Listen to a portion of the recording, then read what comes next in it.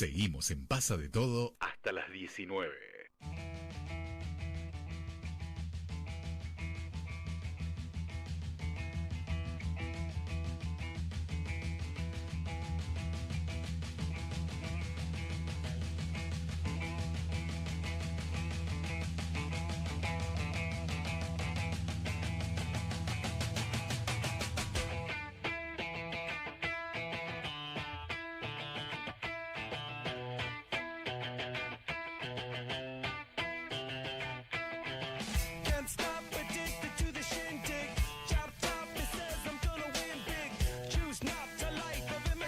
Bienvenidos de vuelta a Pasa de Todo.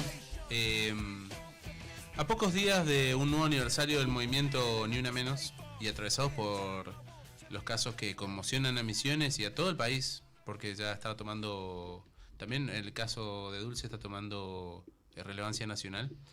Vamos a reflexionar sobre la problemática que nos afecta como sociedad y es algo que es inherente a todo el mundo también. Y para ayudarnos a comprenderla, recibimos a Florencia González, abogada especialista en derechos humanos de la mujer y de las disidencias sexuales. Hola Flor, ¿cómo andás? ¿Cómo andás? Bienvenida. Un fuerte aplauso. Bienvenida, Flor. Bueno, un gusto estar Es un tema medio complicado para aplaudir, pero bueno. No, bienvenida a vos te aplaudimos. Sí, El no, resto. la verdad que siempre un placer estar acá.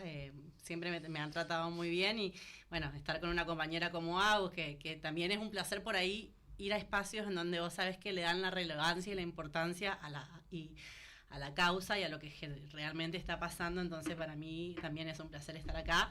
No es el mejor contexto, como bien lo decías Dani, por ahí estaría bueno que estemos festejando algún tipo de logro desde los movimientos, pero bueno, también es importante tener estos espacios para visibilizar y para poder poner en agenda y en la mesa lo que está pasando.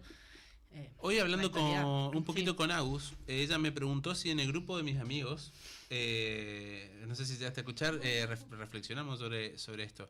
Yo le dije que sí, hubo un momento de mucha reflexión y creo que hubo un cambio de prácticas también.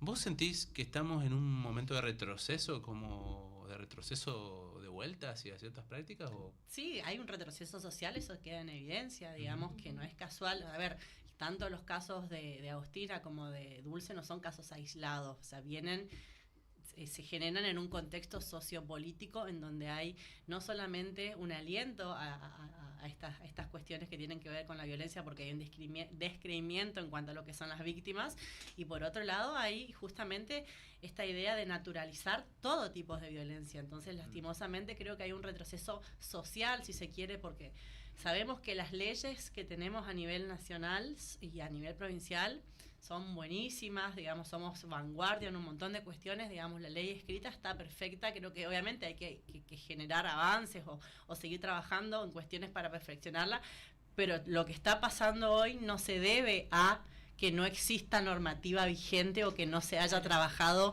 desde ese ámbito para que estas cuestiones no estén pasando. Entonces, hay un retroceso social, ¿no? A veces pasa que la normativa no llega a tiempo, o sea, muchas veces pasa porque la legislación siempre es más lenta que la sociedad. Pero ahora, como vos estás diciendo, hay una legislación moderna, vigente, y aún así se repite. Tiene que ver, o sea, estos casos, no sé cómo será la estadística, pero más o menos se mantienen estables, van bajando, ¿cómo? No, mira, bueno, el miércoles van a ser 11 años de la primera marcha de Ni Una Menos, y la verdad que, bueno, la pregunta que nos hacemos y que debería hacerse toda la sociedad es qué ha cambiado desde ese primer Ni Una Menos. Y la verdad que sí, ha habido un avance en legislación, ha habido un cambio en conciencia social respecto a un montón de cuestiones, pero infelizmente los números siguen estando en la misma, o sea, un poquito más, un poquito menos, pero siguen estando, digamos, en el auge en cuanto es, nos siguen matando, hay un femicidio cada 33, 35 horas, sigue muriendo una mujer por cuestiones de género, por eso el hecho de ser mujer. Entonces, evidentemente hay algo de todo esto que venimos trabajando y concientizando y legislando que todavía no se dio de manera suficiente para que esto deje de pasar, y creo que tiene que ver con esto, que si bien es real que todo lo que tiene que ver con la prevención y la erradicación de este tipo de violencia es una obligación del Estado, una obligación contraída incluso a nivel internacional, el flagelo de la violencia no deja de ser una problemática social. Entonces, si bien hay una responsabilidad estatal, hay una responsabilidad social. Y en este contexto sociopolítico en donde hay un aliento a naturalizar ese tipo de violencia, obviamente esto se agrava, ¿no? Hace 2 o 3 días salió, justamente se dan estos femicidios, paralelamente con un informe de la Corte Suprema de Justicia de la Nación, en donde saca, digamos, las estadísticas de los femicidios del 2025.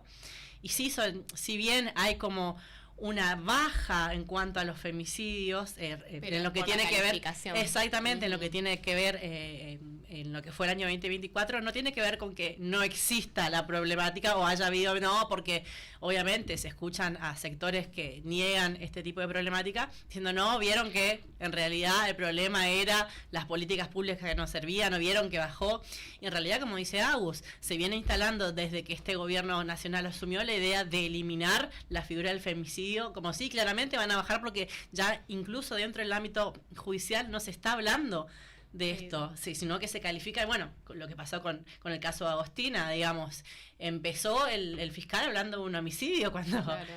Entonces eso hace que los números se modifiquen, pero la realidad sigue siendo otra, ¿no? Agus habló ¿de qué?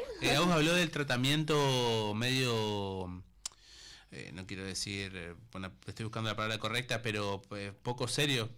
Sí, fue muy, muy criticada el tratamiento del fiscal respecto de esto de hablar de homicidio, pero justamente, Flor, te quería preguntar, porque hablábamos con Dani al principio, respecto de la problemática social, creo que no es diferente la pregunta que muchas nos hacemos cuando hay un femicidio, que es cómo llega un femicida a ser femicida, digamos, ¿no? ¿Qué es lo que está fallando o qué es lo que advertís vos para que, porque siempre decimos, bueno, la responsabilidad de un femicidio es del femicida, totalmente, ¿no? Es de una persona que va y que se cree con el poder de disponer de la vida de una mujer. ¿Cómo se llega a que un femicida se constituya como tal, o que un acosador se constituya como tal? ¿Vos ves que hay un cierto cambio en las prácticas sociales que hacen que los varones puedan tener más conciencia de esta cuestión, digamos? Yo creo que hubo un avance mínimo que se puede reflejar en cuanto a las nuevas masculinidades, que tuvo que ver con esto de la distribución de las tareas de cuidado, en donde hubo como un clic, o las nuevas generaciones vienen trabajándolo desde otro lugar. Pero la realidad es que a esta pregunta, Agus, de cómo se constituye, cómo se llega a ser un femicida, y tiene que ver con esto, ¿no? Con el replanteo social y la interpelación hacia los varones de qué es lo que está pasando. Como lo decía, fíjate, el reflejo se da en esta cuestión, que nos horrorizamos, que reclamamos justicia, pero les debe pasar a ustedes también en sus redes sociales. Si ustedes ven a sus amigos, compañeros, son pocos los que salen a hablar de la temática, porque pareciera que todavía los varones lo ven como algo externo, como algo que no los interpela, salvo que les toquen a la madre, a la hija, a la abuela, digamos, creo. Entonces, y esta constitución de ese femicida, de ese abusador, llega por un incentivo, un aliento social de decir, bueno, hacelo, total, no pasa nada, no vas a tener ningún tipo de consecuencia, está bien, total, las locas, las que denuncian de manera falsa son ellas. Entonces, claramente se genera de manera inconsciente, hasta a veces, si se quiere decir, hago lo que quiero, tal cual van a ser las consecuencias que voy a tener. Y por otro lado, esta idea de deconstruir a nivel rutinario, como se lo planteabas vos, Adán, y bueno, los varones creo que todavía no han tomado la dimensión y no lo han tomado a la problemática como una problemática propia, sino que la ven como algo ajena. Bueno, si no le pasó a mi tía, a mi hija o a mi abuela, yo la verdad que no tengo nada que ver. Y es la pregunta básica que si vos le preguntás a una mujer cuántas víctimas de violencia, de cualquier tipo de violencia conoces, ni seguro que más de una te va a responder. Sí. En cambio, vos le preguntás a un varón cuántos agresores o cuántos violentos conoces, y nadie conoce a ni uno. Totalmente. Entonces hay un pacto implícito todavía de silencio del yo no me meto porque a mí no me tocó, y creo que ahí es donde tenemos que trabajar el cambio de paradigma, de que los varones también entiendan que son parte, así como son parte del problema, también son parte de la solución, ¿no? Yo lo que veía, me llamaba mucho la atención el paralelismo en el tratamiento mediático, de que en su momento hubo como una cierta conciencia, había editoras de género respecto del tratamiento respetuoso y no revictimizante, pero en este caso yo lo vi muy parecido a otro tipo de femicidio, como el de Melina Romero, que fue la de la fanática de los boliches que abandonó la secundaria, así lo titulaba Clarín en su momento y vi un retroceso muy grande respecto al tratamiento mediático que se le dio. Comunicacional, totalmente. Comunicacional. Y sobre todo en redes sociales, el pareciera ser que, bueno, tenía TikTok, es el nuevo, tenía la pollera muy corta. Tal cual. Entonces, ¿cómo ves vos la cuestión del tratamiento que se le dio? Porque también desde lo social, lo comunicacional forma gran parte de eso, ¿no? Totalmente. Las palabras siempre construyen sentido, eso lo hablamos. Así como decimos que lo que no se nombra no existe, las palabras también generan un sentido. Y es muy loco porque sí, es real que hoy tenemos las redes que no solamente generan esta herramienta positiva de acceso a la información, de que se divulguen y demás cuestiones, pero genera automáticamente el hate, ¿no? Y el rechazo. Y todavía cuesta mucho racionalizar el hecho de que nos estamos cuestionando por qué una nena de 14 años tenía TikTok. O se hace toda esa digamos, ese amarillismo respecto a cuestionar tanto la vida de la niña como de su familia, como de su madre, y no se para a plantear, loco, o sea, no importa si tenía TikTok, si tenía Twitter, o sea, no importa si tenía vida sexual activa, si estamos entendiendo que hay una persona que mató a una nena de 14 años independientemente, entonces se gira, digamos, el foco de la responsabilidad. Y hay un retroceso enorme, y ni hablar, como bien lo decía Agus, digamos, la falta de responsabilidad de los medios. Creo que hoy esta necesidad de tener la primicia o el auge todo por un clic hace que también no exista una limitación en cuanto a todo esto que hemos avanzado en hablar de los protocolos, de cómo tratar, no existe. Pero porque también entiendo que hay un aliento social cultural respecto a naturalizamos todo, total, no pasa nada. Entonces, y eso es lo que más me preocupa, que esté tan naturalizado que vos decís, bueno, ¿qué más tiene que pasar? Porque vos hablas a nivel social y es como que, bueno, es así, y siempre fue así, y va a seguir siendo. Entonces, pará, o sea, ya no es que están matando solamente mujeres, están matando niñas. Sí. Estamos hablando con Florencia González, abogada especialista en derechos humanos de las mujeres y de las disidencias sexuales. A mí me parece específicamente aberrante el hecho de que son menores de edad, como vos le estás haciendo tanto énfasis. Ahora yo que soy padre, digamos, tengo una mirada que no tenía hace unos años cuando empezó la ola feminista, y me empecé a cuestionar ciertas cosas sobre las infancias, pero además también hay dos cosas te quiero preguntar con respecto a esto. Hay también algo, una especie de mala concepción por parte de los medios, revictimizando a la víctima por su clase social, por Totalmente. un lado. Y también, eso te quería preguntar, si hay maneras de esquivarlo, o cuál es tu opinión al respecto. Y en segundo lugar, ¿cómo se trata de esquivar esta situación de las clases sociales, y si vos ves que hay una vulnerabilidad específica en ese lugar y cómo lo tratan, digamos? Totalmente, a ver, siempre, o sea, sí, se volvió a instaurar esta idea de la buena y la mala víctima, ¿no? En primer lugar, y que tiene que ver particularmente, a ver, entendamos que las violencias de género son trascendentales a cualquier clase social, a cualquier tipo de todas las cuestiones que podemos poner en la mesa. Pero sí es real que en cuanto al tratamiento y a la resolución de esa problemática, las mujeres pobres son las que si se quiere, tienen un repudio mayor porque hay como un estigma social, un prejuicio, una discriminación que tiene que ver como que se lo buscó, cómo se la buscó, porque sí. bueno, es su forma de vida, y entonces se desvía esta cuestión. Y vos me decís, bueno, ¿y cómo podemos cambiar esta idea? Fíjate, yo analizaba también que recién, como vos decías, recién hoy se está empezando a mediatizar o a tomar, digamos, repercusión nacional el caso de Dulce, que fue medio paralelo, y yo pensaba, ¿por qué no nos dimos cuenta que nos faltaba Dulce? ¿Y claro, por qué todos estábamos tan pendientes de lo que pasaba con...? O sea, porque un caso se mediatiza y otro no, decís vos. De manera nacional, digamos. Sí, ¿qué pasó para que pase eso? Y entonces también ahí entra esto de... Dios atiende en ciertos lugares y pareciera que los otros no, digamos, todo lo que pasa... Estamos en una provincia más periférica. Exactamente, lo que pasa en Córdoba, lo que pasa en Buenos Aires, toma alcance de manera automática, si se quiere, y claro, y tiene que ver con esta idea de la periferia, que tiene que ver con la idea de las clases sociales, si bien también Agostina, o la familia Agostina no era una familia de clase alta, pero también tiene que ver con estas cuestiones. Entonces, obviamente es imposible pensar el tema de las violencias sin, digamos, contextualizarlo en cuanto a la clase social, porque hay un estigma y un prejuicio que hace que pueda, socialmente se la vea como buena o mala víctima, ¿no? Claro.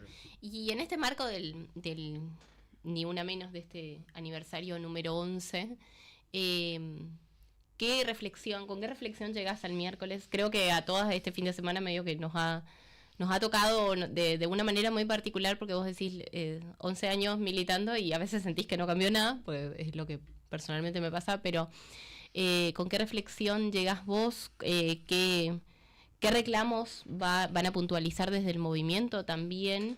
Y cómo este discurso de los movimientos sociales...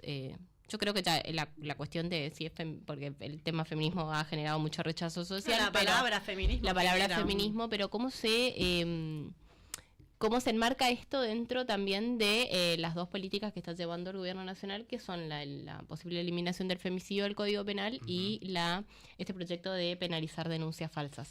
Claramente todo tiene que ver con todo, digamos, fíjate que, bueno, más allá de lo que pasó el fin de semana, hoy hace poco publiqué en mis redes, hay una chica de Misiones que está desaparecida desde el 22, 25 de mayo, que se está buscando, y pasó, creo que en Buenos Aires también, un caso en donde hubo un nuevo femicidio, en donde se llamó al 911 y la policía llegó ya... fue tarde, digamos, o sea, hay una ola y no es casual con estas dos cuestiones que estás hablando o las banderas de este gobierno nacional en donde toman esta idea de la eliminación del femicidio.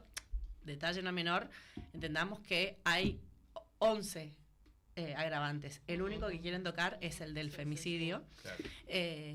Y el tema de instaurar el proyecto de falsas denuncias, primero como algo nuevo, cuando, bueno, si la gente por ahí no lo sabe, ya es un delito, ya está tipificado el tema de las falsas denuncias, y se lo hace bajos datos irreales. Nosotros siempre trabajamos de manera responsable con datos y números específicos.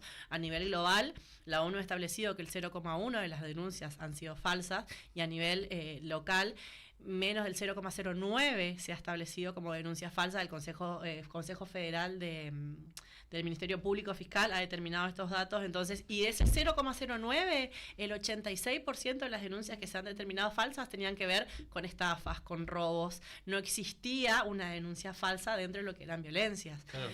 Entonces, más vinculado a una psicopatología. Claro, a otros delitos menores que no tenían que ver con homicidios y demás cuestiones o ese tipo de delitos. Entonces, claramente hay una militancia activa por parte de ese sector que hoy considera que la violencia de género no existe, o que la vida de las mujeres no vale lo suficiente como para instaurar esas políticas públicas que fueron devastadas también, hay que decirlo, que eso también es un reflejo, porque no tenemos sistema de prevenciones, no tenemos los presupuestos suficientes. La 144 fue financiada. La línea 144 fue financiada, los programas de asistencia, de ayuda a la víctima, como a los hijos de víctimas de femicidio, también fue financiado.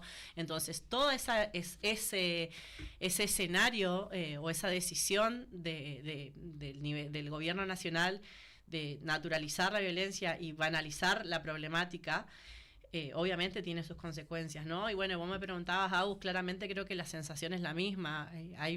A mí particularmente lo que pasó este fin de semana me interpeló, si bien cada compañera, niña que nos falta nos interpela, me interpeló de una manera especial, no solamente como abogada, como mujer y como madre, digamos. Entonces, muchas veces uno trata de mantenerse objetiva y hablar desde lo técnico o lo académico, pero no, es imposible que lo emocional no te genere. Y vos me decís, bueno, ¿y cuáles son los objetivos? Y yo creo que trato de sacar lo positivo. Vos sabés que cada vez, o sea, los movimientos feministas surgen siempre de algún tipo de cuestión o los cambios relevantes sociales que se generan a través del movimiento feminista tiene que ver con un quiebre, ¿no? Y yo creo que hay un hartazgo, hay un reflejo de una realidad, y creo que lo que hace esto es darnos fuerzas, porque obviamente el miércoles nos vamos a encontrar desde un lugar de angustia, de dolor, de sentir que no tenemos contención, pero a la vez también un lugar de decir, bueno, a pesar de todo lo que está pasando, seguimos acá y seguimos dando batalla, y creo que eso nos da las energías y la fuerza suficiente, porque entendemos que esto es algo cíclico, digamos, que pasa siempre. Cuando nuestros derechos son los vulnerados, somos cuando más tenemos que salir a gritar, a pedir por favor que no nos maten. Entonces es muy gracioso que hasta hoy día pareciera, digamos, esto de que hay gente que se indigna más por un grafiti en la pared que por un cuerpo flotando en el río o apareciendo en una cámara séptica, ¿no? Entonces creo que queda mucho por hacer. Hoy por hoy, no sé si tanto a nivel legislativo y técnico, sino que a nivel sociocultural. Claro. Creo que ya saldamos una deuda legislativa, si se quiere. Sí, ahora hay que establecer otra lucha para poder ir en contra de estos proyectos que solamente desacreditan la voz de las víctimas y motivan a los agresores y a los violentos que sigan haciendo lo que quieren, porque total no pasa nada. Y por otro lado, tratar de trabajar con esto, ¿no? De interpelar a los varones. Yo creo que esa es una gran deuda, de que sientan la problemática real como propia y que no necesariamente tenga que pasarle a alguna de sus mujeres o de su entorno para que puedan trabajarlo, ¿no? Sí. No, yo quería comentar justamente esta cuestión de cómo repercute el movimiento social. El fin de semana hubieron manifestaciones por el caso de Agostina, sí, en Córdoba, y yo la escuché a una madre que había reportado la desaparición de sus hijas, 2 semanas. Sí. La policía no le había querido tomar la denuncia porque ella en un primer momento había mencionado que su hija se había ido voluntariamente de la casa, lo que no quita que salga voluntariamente y no sepa qué te pasa en el camino. Qué le pasa en el camino. Hace 2 semanas había perdido comunicación. Ella recurre a los medios de comunicación aprovechando justamente esta manifestación, y hoy cuentan que la pudo encontrar, digamos. Ahí también vemos un poco el resultado de lo colectivo. Totalmente. De que ella había recurrido a los mecanismos institucionales propios, que era radicar la denuncia ante la desaparición, y sin embargo, gracias a la visibilización que dio el movimiento, ese grupo de gente que se manifestó en contra del femicidio de Agostina, pudo encontrarla. Entonces, eso también decimos el poder de lo colectivo, ¿no? Paralelamente pasó lo mismo con la maestra o profesora de Agostina, sí, que salió a hablar de la importancia de visibilizar esto, de que no se trate más ni al tema de la violencia ni a la ESI o la cuestión de género como una mala palabra, y salió a reclamar esta cuestión que desde el ámbito docente se le habían cortado todo tipo de suministros en cuanto a las herramientas para poder acompañar a esos alumnos, y hoy casualmente nuevamente salió un flyer desde el Ministerio de Córdoba en donde se van a retomar las capacitaciones. Entonces, creo que también, por eso te digo, es aberrante que tengan que llegar estas cuestiones para que pase esto. Y bueno, y también creo que también es necesario interpelar qué está pasando con el Poder Judicial, ¿no? Porque si bien entendemos que el derecho penal particularmente llega, obviamente, cuando el delito ya está cometido, pero hay muchas ramas, digamos, que hacen que esto también se pueda evitar. Muchas veces la justicia llega, pero llega tarde por desoír o no utilizar las herramientas que ya tenemos para que esto no suceda. Entonces también creo que hay un llamado a trabajar desde ese lugar, a que la conciencia de género vuelva a aplicarse de manera transversal a todos los ámbitos, y a un llamado social, ¿no? De preguntarnos cada uno, y esto de no solamente enseñar a tu hija que se cuide, sino enseñar a tu hijo a que cambie el paradigma, ¿no? No a cuidarse, no ser violada, sí, sino así, exactamente. Flor, por ahí es algo medio remanido, pero una persona que está sufriendo violencia de género, ¿a dónde tiene que recurrir? Bueno, hoy por hoy, voy a hablar a nivel local claramente, porque bueno, como bien lo decía Agus, si bien teníamos una línea a nivel nacional, hoy si te atienden es suerte básicamente, pero cuando una persona está, primero no solamente cuando una persona está sufriendo violencia, sino si conoces a una persona que está sufriendo violencia, también es importante que no mires hacia el costado y que los puedas denunciar. En primer lugar, acá en la provincia tenemos a la línea 137, que trabaja de manera integral con un equipo interdisciplinario, no solamente para acompañar a esa víctima en lo que es la denuncia propiamente dicha, sino que también en la contención emocional y psicológica.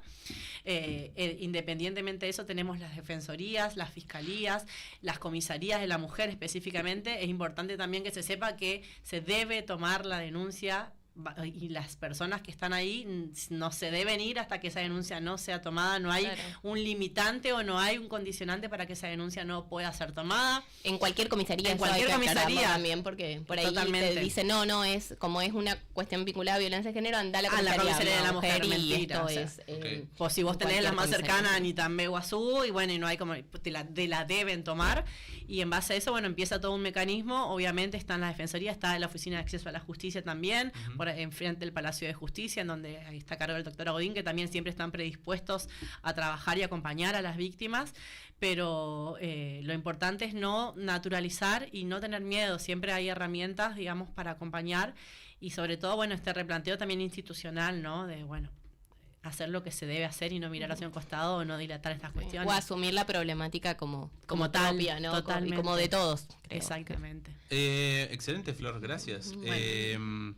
Pasó por Pasa de Todo Florencia González, abogada especialista en derechos humanos de las mujeres y de las disidencias, y vamos a ir a un pequeño corte y volvemos con lo que nos resta de Pasa de Todos.